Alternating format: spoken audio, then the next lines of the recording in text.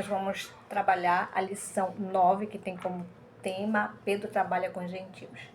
E no final da lição, o aluno ele vai saber que Deus deseja que preguemos para pessoas famosas e ricas. Ele vai sentir o desejo de transmitir a mensagem para alguém importante. E também ele vai responder, encontrando uma maneira de pregar o evangelho a uma figura importante. A senha dessa lição está em Atos 10, 34, 35. Agora percebo verdadeiramente que Deus não trata as pessoas com parcialidade, mas de todas as nações aceita todo aquele que o teme e faz o que é justo. Para conquistar a atenção do aluno, vamos precisar de alguns materiais. Umas moedas de valor igual, tá? Mas de anos diferentes. Por exemplo, eu tenho aqui umas moedas com anos diferentes. Uma é 2008, outra 2024, outra 2016.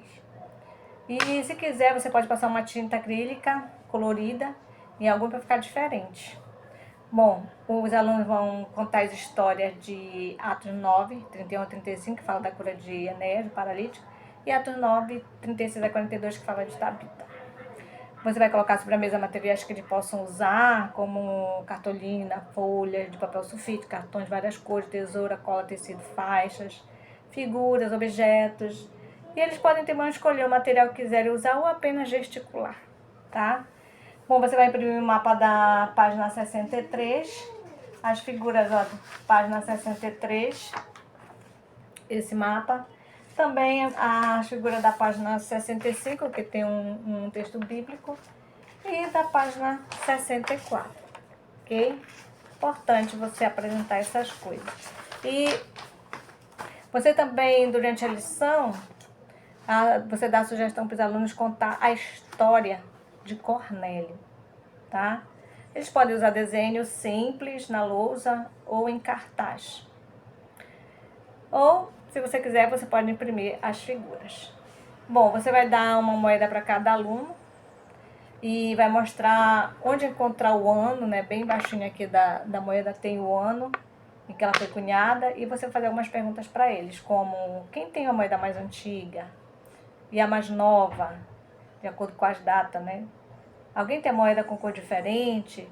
Qual moeda vale mais? Qual vale a moeda de vocês?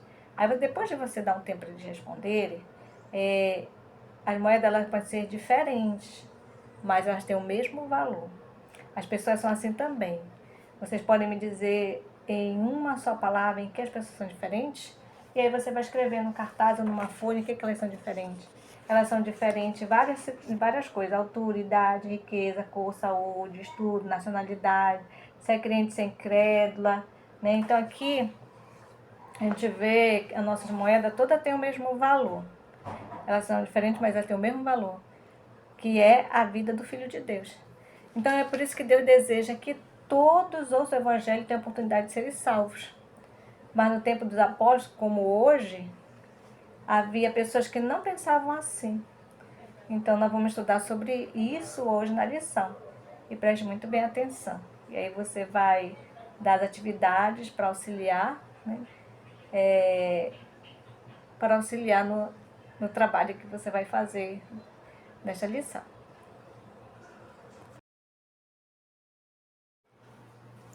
Olá, então nós vamos continuar nossa aula, capítulo 9, né? Tem como o tema Pedro trabalha com gentios, e nós vamos apresentar a lição agora. Então, o que você vai fazer? Você vai dividir a classe em 2 grupos, e cada grupo ele deve eleger um líder, e aí você vai escrever no papel Atos 9, tá? De 36 a 42, aí vai enrolar. E o outro Atos 9, 31 a 35, aí vai enrolar. E cada equipe vai ser sorteada. A equipe que for sorteada, né, no capítulo 9, 31 a 35, ela vai ter, você cronometra o tempo de 1 minuto e 30 segundos para apresentar essa história. Tá? E o outro grupo vai ter 2 minutos para apresentar a sua história, de Atos 9, 36 a 42.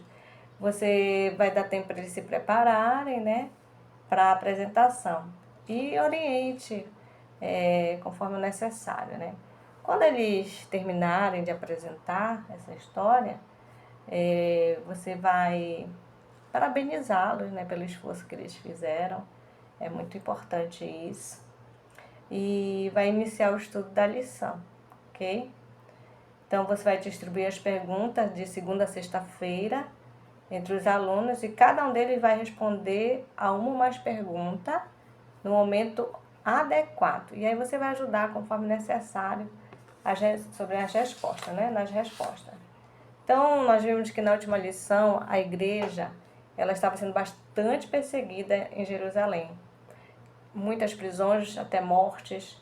E vimos também a perseguição se espalhou os seguidores de Jesus para diversos lugares, onde o que foi que aconteceu com essa expansão deles? Eles fundaram igrejas, tá? Então, hoje no texto que vamos trabalhar, a gente vê alguns lugares, por exemplo, o Atos 9:31, você vai pedir para um aluno ler, e você vai ver um detalhe nesse texto, em que a situação está muito diferente da situação anterior. Então, você pergunta para eles, vocês conseguem perceber qual é a diferença? Vai dar um tempo para eles responderem, né? Que nesse período a igreja já estava em paz. E aí você vai escrever na lousa, tá?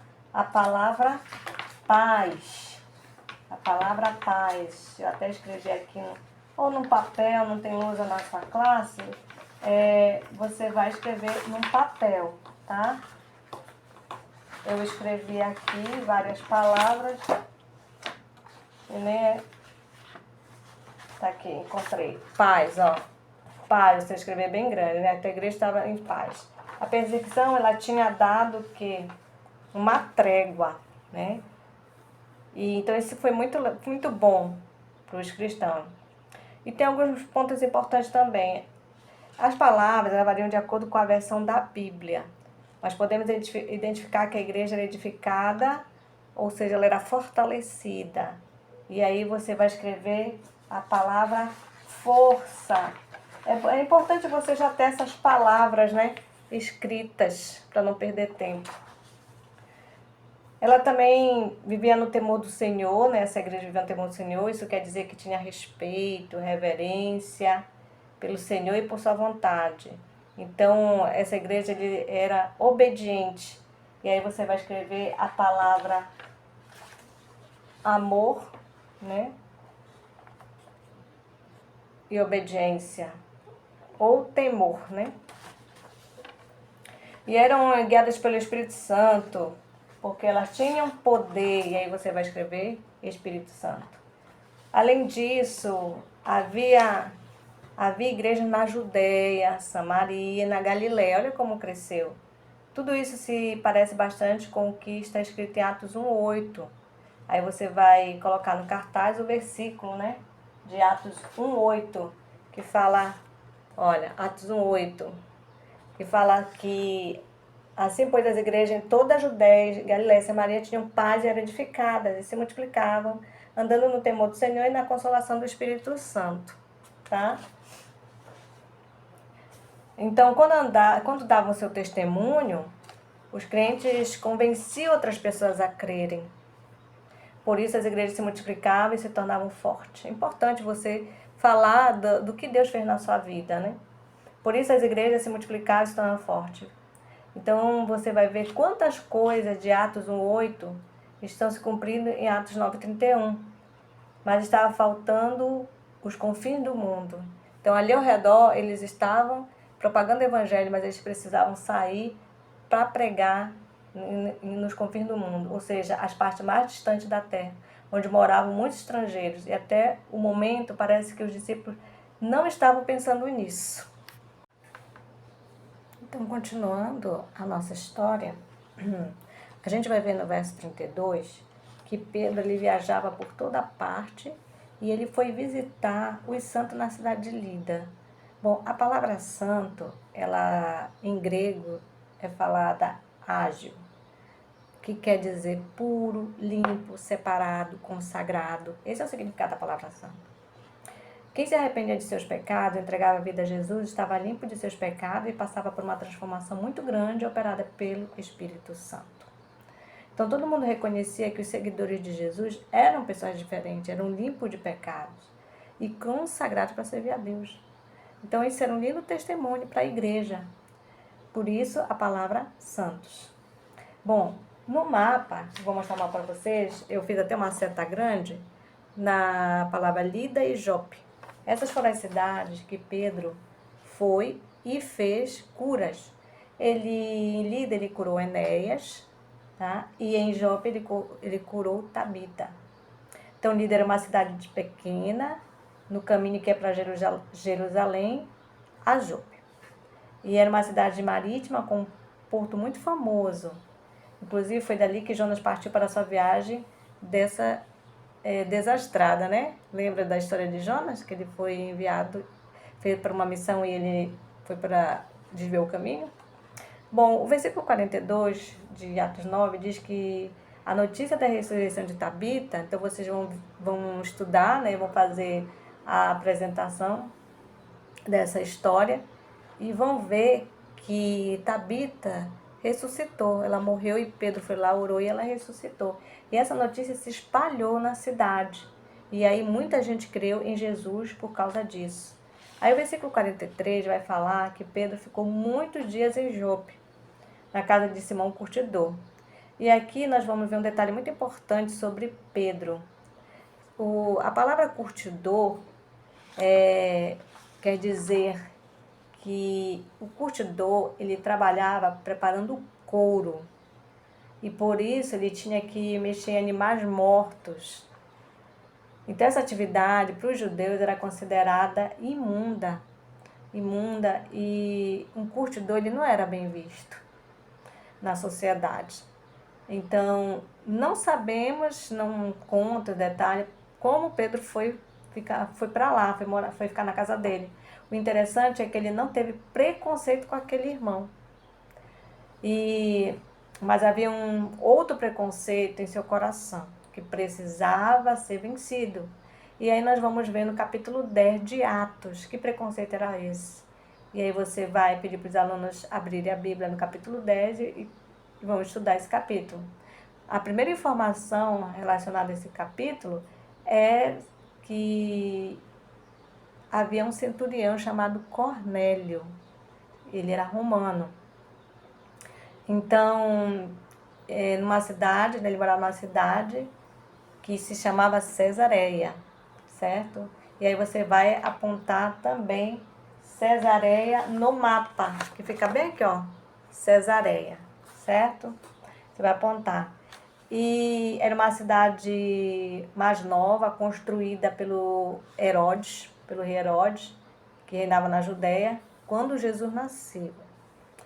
E em Cesareia ficava a sede do governo daquela região. Então, o que acontece? O povo judeu, nessa época, ele estava dominado pelos romanos, que não eram nada bonzinho com eles. Eles perseguiam, eles maltratavam os judeus, eles eram adoradores de ídolos, eles exploravam os judeus e muitas vezes maltratavam.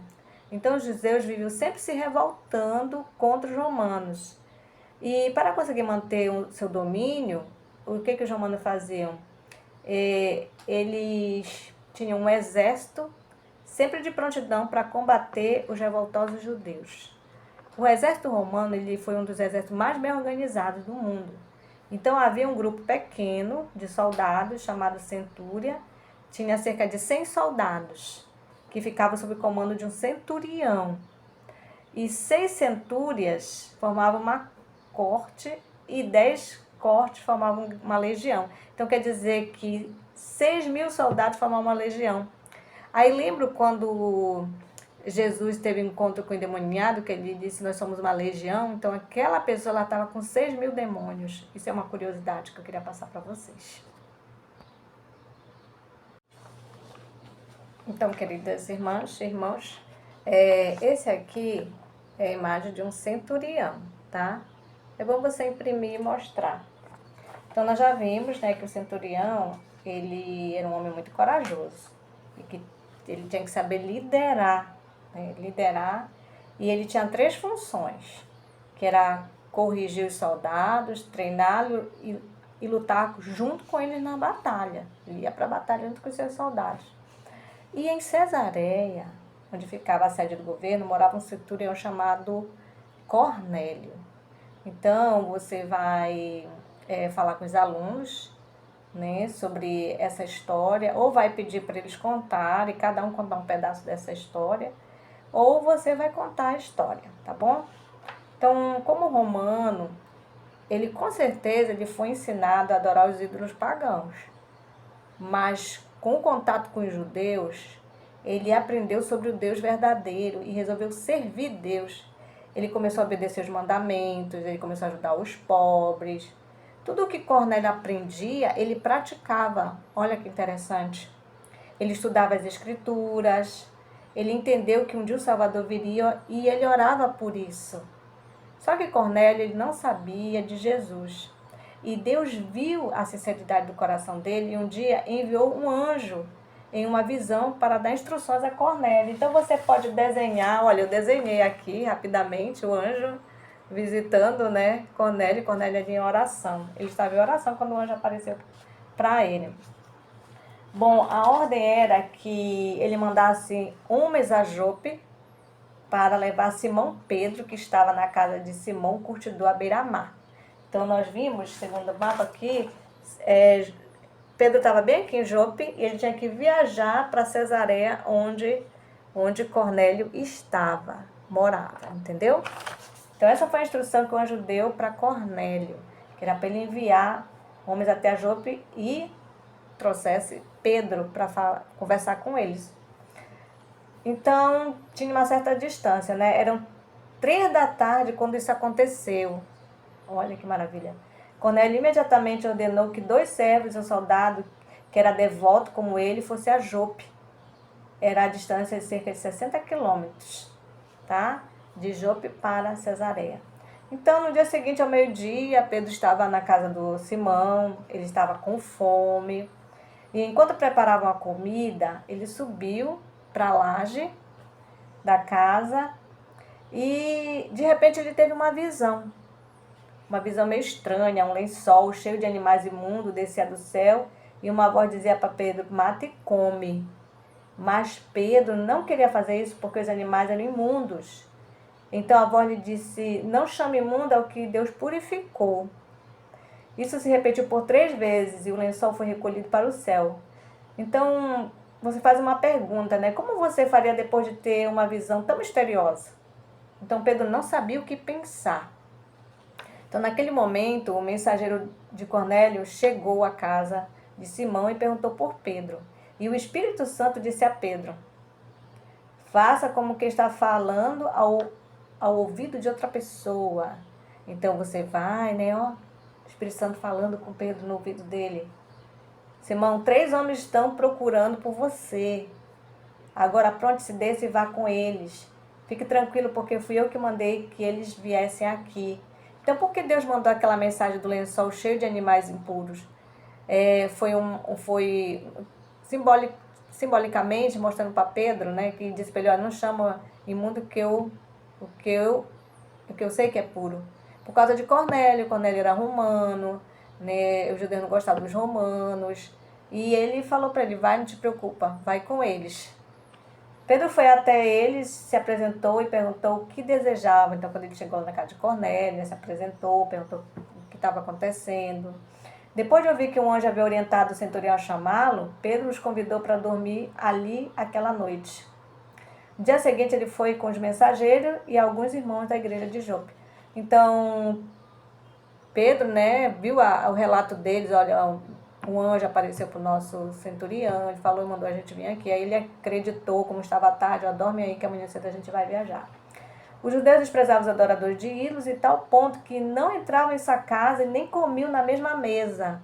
Então os judeus tinham isso no coração, esse preconceito, né? Para o judeu, um pagão era imundo e conviver com ele o tornaria imundo também. Agora Pedro tinha recebido a ordem de viajar na companhia de romanos e ir até a casa deles. O que os outros judeus iam pensar dele? Eu acho que durante todo o trajeto ele foi pensando na visão do lençol e a ordem para visitar Cornélio. Então, Pedro foi pensando, e agora, o que vai acontecer comigo? O que eles vão pensar de mim?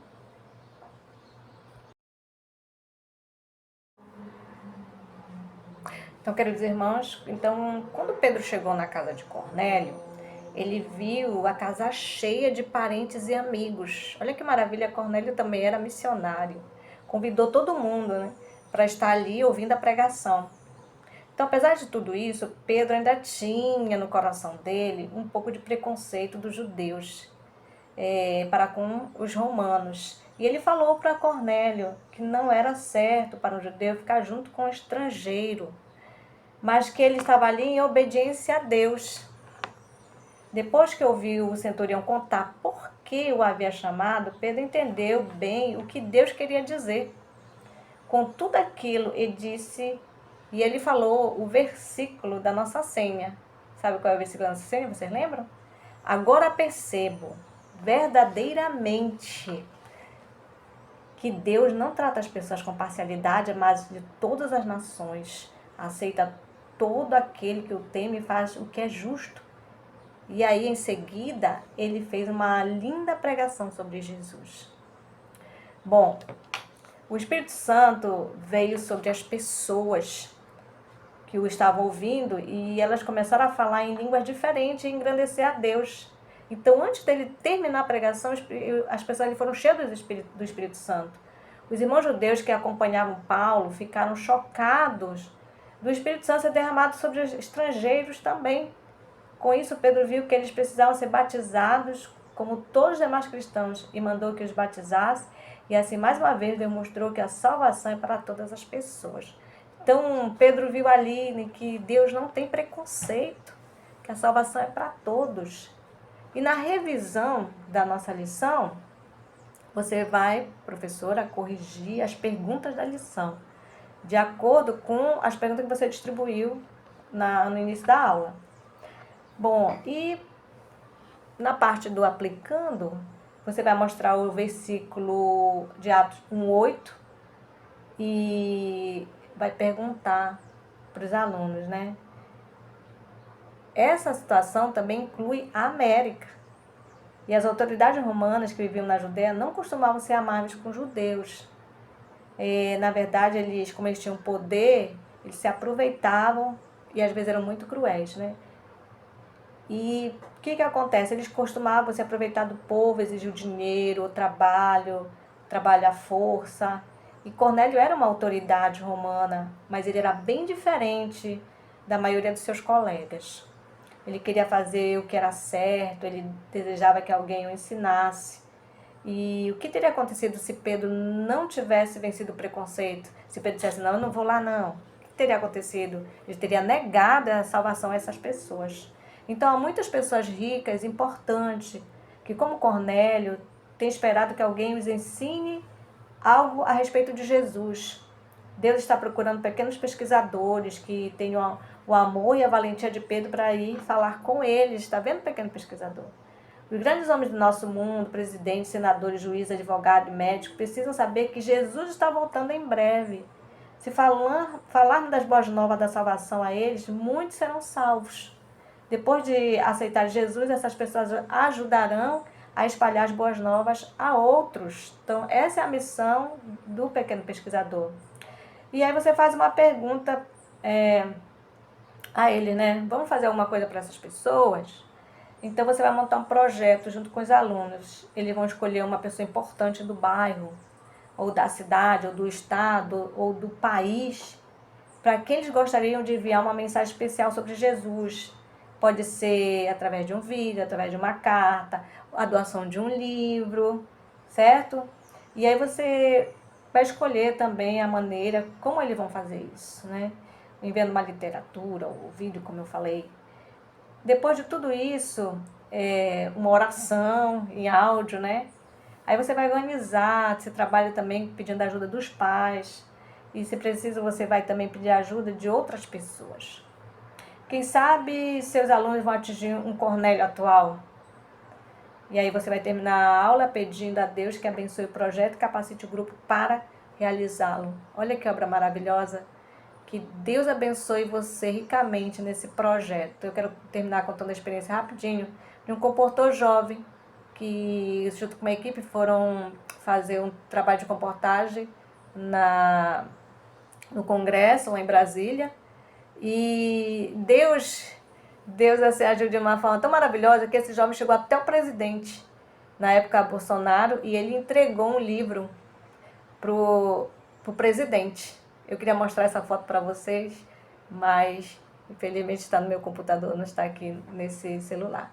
Então que Deus abençoe você ricamente nessa missão com seus alunos. Fiquem com Deus. Tchau, tchau.